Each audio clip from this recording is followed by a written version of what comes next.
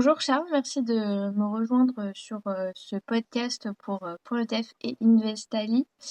Euh, on est là aujourd'hui pour parler de la gamification parce qu'on sait que apprendre en s'amusant, ça fonctionne parce que c'est une méthode qui est utilisée depuis des dizaines et des dizaines d'années. Mais on sait aussi que le monde de la finance, ça effraie parce que ça a l'air compliqué et que c'est très fermé et que jamais on pense d'abord à investir dans la bourse. On pense d'abord peut-être à investir dans l'immobilier, par exemple. Euh, Est-ce que au final, le vrai problème de cette mentalité-là, c'est l'éducation? Parce que je ne connais pas. Bonjour Sarah, merci encore une fois de m'inviter.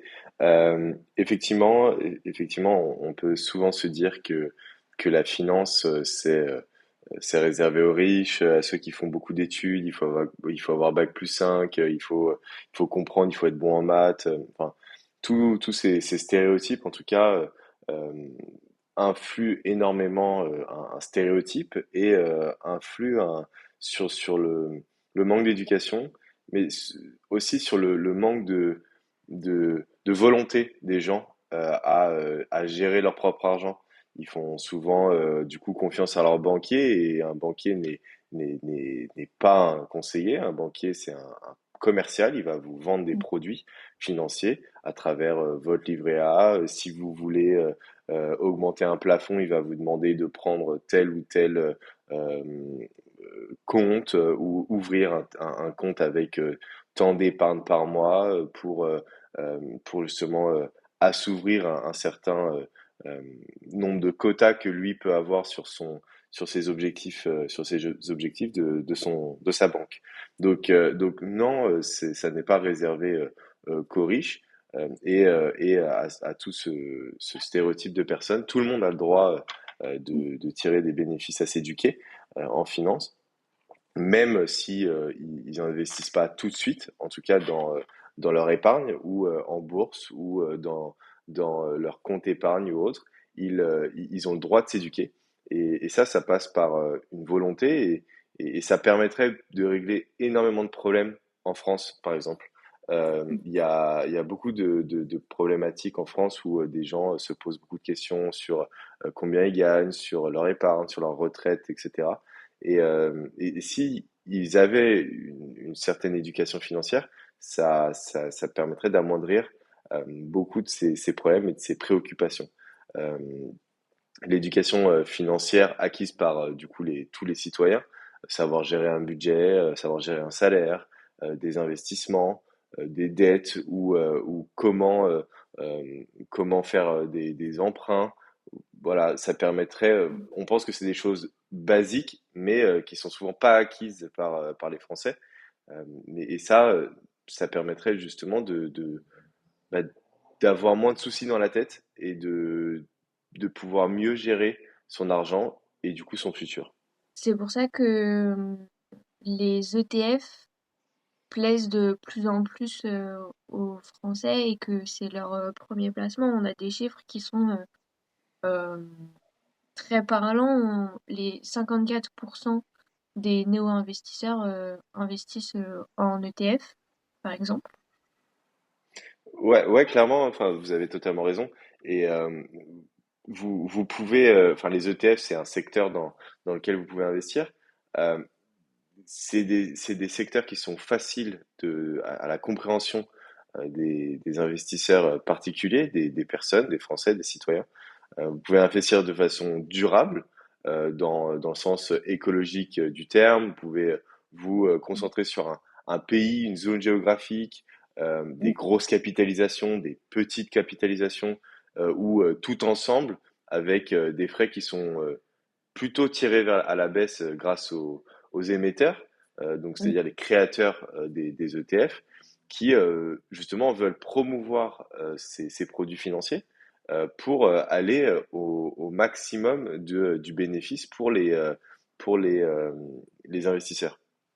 Mm. Pour vous donner des chiffres un peu clés, l'AMF, donc l'autorité des marchés financiers français, a révélé en gros qu'au deuxième trimestre 2024, on a une augmentation de 89% en Europe de l'investissement dans les ETF. Donc, en gros, pour vous donner une idée, c'est la première fois, en gros, que le nombre de néo-investisseurs, de nouvelles personnes qui investissent en ETF est égal à celui des nouveaux investisseurs qui investissent dans des actions. Donc, les actions, c'est quoi? C'est seulement, je vais acheter une part d'une entreprise. Et donc, du coup, ça montre un éveil et ça montre l'envie des jeunes, l'envie des moins jeunes, l'envie des nouvelles personnes qui veulent investir en bourse à se focaliser sur les ETF, c'est-à-dire un panier d'actions, donc plusieurs actions, plusieurs entreprises, mais de vouloir plutôt investir sur des tendances écologiques, durables, long terme, grosse capitalisation ou autre, pour former leur épargne, pour augmenter leurs chances de bénéfices dans leur épargne future. Mm. Et ces chiffres, c'est vraiment impressionnant. Et je sais que chez Investali, on souhaite un éveil par rapport aux ETF parce que ça reste quand même pas vraiment niche, mais ça reste un peu. Faut déjà être un peu connaisseur pour savoir ce que c'est un ETF et savoir qu'on peut investir dans les ETF en étant particulier. C'est pour ça que il y a un jeu qui a été créé. euh, oui, oui, en finance, c'est pas que le Monopoly hein, qui existe. Et donc qui est lié à l'écosystème de la bourse. Charles, est-ce que tu peux nous dire quel est l'objectif premier d'InvestED? Oui, bien sûr. Donc, InvestEddy, c'est quoi? C'est en gros le jeu qu'on a créé. Ça permet à tout le monde de pouvoir s'éduquer et de pouvoir pratiquer la bourse. On sait souvent que beaucoup d'applications de trading sont sur le marché, sont sur vos iPhones, vos Android, et souvent les personnes vont arriver à télécharger cette application parce qu'il y a eu énormément de marketing dessus, sur les réseaux et autres. Et puis ils vont arriver sur l'app et ils vont pas comprendre Mm. à quoi sert tous ces graphiques, comment faire augmenter leur épargne ou comment investir, etc. Donc ils sont perdus, donc ils vont pas l'utiliser. Donc le but premier, c'est de dédiaboliser, on va dire, la bourse et de se dire que la bourse, faire des sessions de bourse, des sessions d'exercice de bourse, c'est accessible à tous, comme le Monopoly, comme le Uno, comme des jeux euh, familiaux. On va dire, on peut y jouer et on peut s'entraîner. Et bah, InvestEddy, c'est ça. Donc, sur l'application Investali, vous pouvez créer bientôt votre propre InvestEddy et pouvoir s'entraîner dans votre famille, dans un dîner, entre copains, à investir en bourse fictivement. Ça permet de vous familiariser avec l'interface de la bourse et de se Mm. dire, OK, je peux le faire même si j'ai pas fait bac plus 5, bac plus 10 en finance de marché. Voilà. Et donc, comment on y accède à ce jeu? Alors, très simple, c'est en trois étapes. Déjà, vous téléchargez l'application Investali, donc sur l'App Store ou sur Android. Ensuite, tu t'inscris sur Investali, tu peux regarder la plateforme, c'est en gros le Doctolib de la finance, ça te permet d'avoir un conseil financier gratuit et avec des conseillers et d'avoir accès à l'actualité financière. D'accord? Mm. Ensuite, tu iras dans ton profil et là, tu verras une session d'InvestStudy. Donc, soit tu pourras accéder à des sessions d'InvestStudy en live sur YouTube que nous organisons en tant qu'InvestStudy et euh, bientôt, tu pourras créer ta propre session d'InvestStudy euh, dans, euh, dans ton application et tu pourras la partager avec tes amis, ta famille et autres et jouer en groupe. Voilà. Tu peux poser toutes les questions pendant le live. Par exemple, si tu décides de joindre un live YouTube avec nous, bah, tu peux poser toutes les questions sur la bourse, comment investir en bourse. Ça te permettra d'apprendre un peu plus sur l'investissement, mais aussi de te familiariser avec ce qu'est l'investissement boursier pendant que tu pratiques avec nous dans ce jeu, dans cette session en live. Lorsque tu pourras créer ton propre InvestEddy sur l'application mobile, et ça devrait arriver à la rentrée ou début 2025, tu vas pouvoir t'entraîner toi-même grâce à l'intelligence artificielle sur Investali euh, à faire des sessions boursières autant que tu veux. Et ça te permet de devenir euh, beaucoup plus à l'aise avec l'investissement boursier. Et pour ceux qui ont aucune connaissance en finance et surtout qui comprennent pas, je- pour être du coup journaliste dans le milieu, je sais qu'il y a beaucoup de terminologie, il y a beaucoup d'abréviations. Comment est-ce que je peux faire pour au moins commencer et me mettre dans le bain? Alors, c'est une très bonne question et c'est vrai que beaucoup de gens ne comprennent pas, et moi le premier, en tout cas quand je faisais mes études, euh, ce que toutes ces terminologies, et ça je sais que .ETF fait énormément de choses dessus pour justement dédramatiser et avoir ce lexique, ce vocabulaire financier. Euh, donc tu peux déjà venir sur du coup l'appli Investali, hein, sur ça c'est intéressant, ça te permettra d'être au courant des actualités, de te familiariser et ça vienne des professionnels, ça te permettra de discuter avec eux, et ça de manière gratuite, il n'y a aucun problème.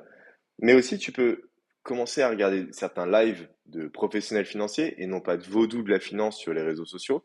Ça te permettra de vraiment comprendre et de rentrer dans le détail du type d'investissement qui, toi, peut t'intéresser, du profil d'investisseur aussi, par exemple, de mieux comprendre le monde de la finance. Mais aussi, tu peux prendre des livres, voilà, prendre des livres de finance, d'investissement qui t'expliquent ce qu'est d'investir, d'où ça vient, l'histoire de la finance, des choses qu'on pense très basiques, mais au final qui ne sont pas acquises dans la Mm. compréhension de ce qu'est l'investissement, ce qu'est l'argent, comprendre le monde de l'économie.